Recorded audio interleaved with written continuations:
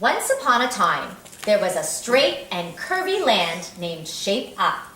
It was a wonderful place, filled with structures of all shapes and sizes.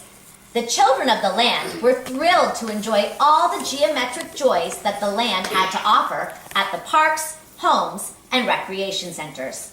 One day, a rectangle and a circle got into an argument about who was more important in the land. "I'm far more important," said the rectangle. "Without me, you wouldn't have the doors to get in and out of your homes, the benches you sit on at the park, nor the windows you look through to enjoy the scenery." Circle then refuted. "I'm more important.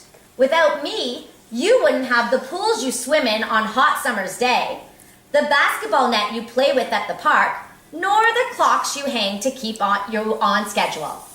The argument continued, and other shapes began to pipe in too. "I think triangles are far more important than both of you. Try keeping a bridge up without us." Not before long, all the shapes were yelling and disputing who was the most important in Shape Up land. "That's it," yelled Rectangle. "I'm leaving Shape Up land and going where I can be better appreciated. And I'm taking my cousins, the Squares, with me. Good luck in a land without any rectangles and squares." And they marched off in two sets of parallel lines. "What are we going to do?" the other shapes worried. "We'll have to redesign the entire land without any rectangles or squares. Can that even be done?" The children of the land started brainstorming all the shapes they had available to redesign Shape Up land. They made a sign that stated, "No squares or rectangles allowed," and posted it for all to see. They listed all the shapes they could use: circles, triangles, stars, hearts, hexagons, ovals, octagons, pentagons, trapezoids, rhombuses, semicircles, and crescents. They ran to the town architect and made drawings of their new and improved Shape Up land. Here are some examples of the drawings they made. Frances designed several items. She used hexagons to make a funky shelf to hold her favorite gumball machine. She made trapezoids for children to rest on while enjoying the lovely flowers at the park. Keisha made a circular clock, a triangle bed, and a hexagon-shaped television, and a rhombus-shaped rug. He realized that it would be difficult to fit in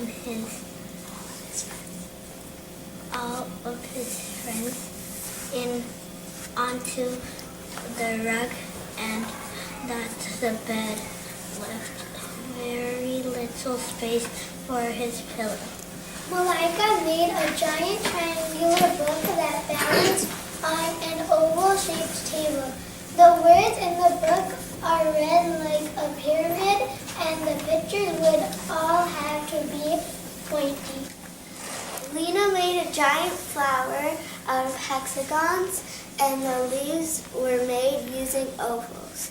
The sun remained a circle. Not much needed to be changed for her picture.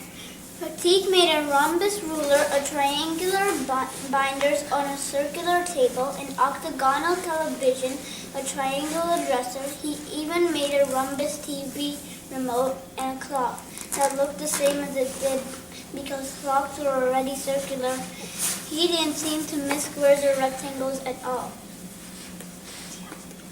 Tia made a circular table with rhombus legs and a zigzaggy handle on top. She even made triangular pies to eat and enjoy. She found the table was difficult to balance on the rhombus legs. Eleni made a trapezoid-shaped car with a hexagon, trapezoid, and triangular windows on it. She even decorated it with hearts all over. Even her street had rounded edges on it. No problemo with her designs. Ryan made an elevator using 2 triangles to make an elevator cart. That didn't look much different from before the squares and rectangles left. Who needs them? He also made a triangular car, a round book, a trapezoid television, and a triangular ruler. Matthias made a hexagon whiteboard, a circle piece of paper, a triangle doorway, a hexagon Promethean, a triangle light, and even a computer made out of circles and triangles. His gumball machine was made out of many different shapes, but none of them were rectangles or squares.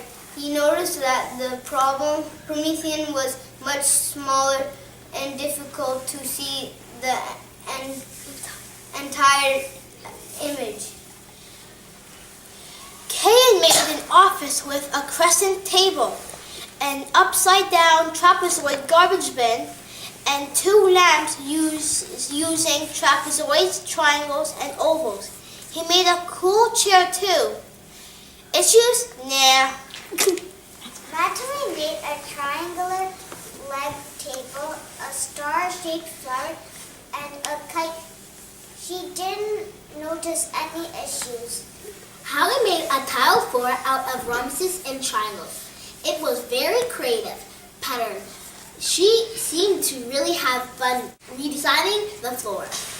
Michelle made a round mirror, curved monkey bar, triangular trunk tree, and a dome-shaped light, and a candle of glass balanced triangles. Eris made a stick out of a rhombus and a table from several rhombuses too. Dekai made a carpet using a kite shape and several circles. He even made a triangular shaped bed with rounded legs and wheels. Seemed a bit squishy. Gulsum made a snowman with a trapezoid-shaped hat, a triangular book, and a semicircle door.